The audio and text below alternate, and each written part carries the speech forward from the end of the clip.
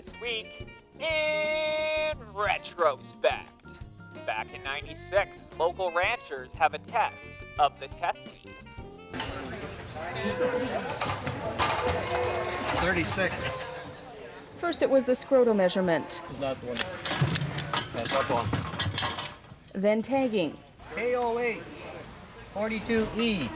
The tattoo reading. Then to the stage before the feet and leg judges. And then the part that most contestants despise, the weigh scale.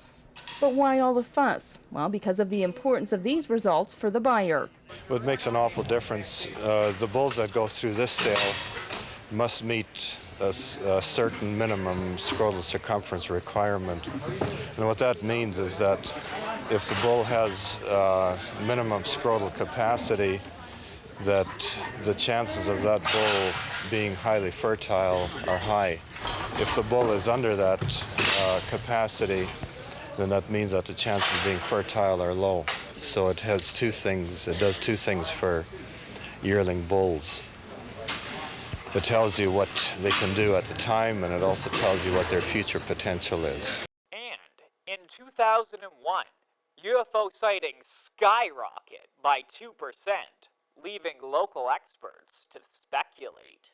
Report number 3, taken May 16, 1995.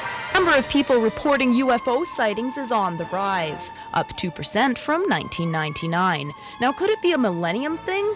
Well, Paul Pelletier with the St. Paul landing pad has another explanation. I think basically the true answer to the increased amount of sightings is the increased amount of people who are not stigmatized by reporting them anymore. And there are very, very credible people seeing and reporting these UFO phenomenon cases. And reporting them has never been easier. Back in 1995, officials with the UFO landing pad established a toll-free line for people to report alien activity. Over and all, the project grew from Alberta to British Columbia to include Saskatchewan, and the reports have included everything from abductions to cattle mutilations to physical trace evidence of a UFO landing site to just lights in the sky. And so it's covered the whole gamut. Cattle mutilations, crop circles, and UFO sightings. Believe it or not, that is not why the landing pad was built. This little centennial project was built as a publicity stunt. And that's all for this week in Retrospect.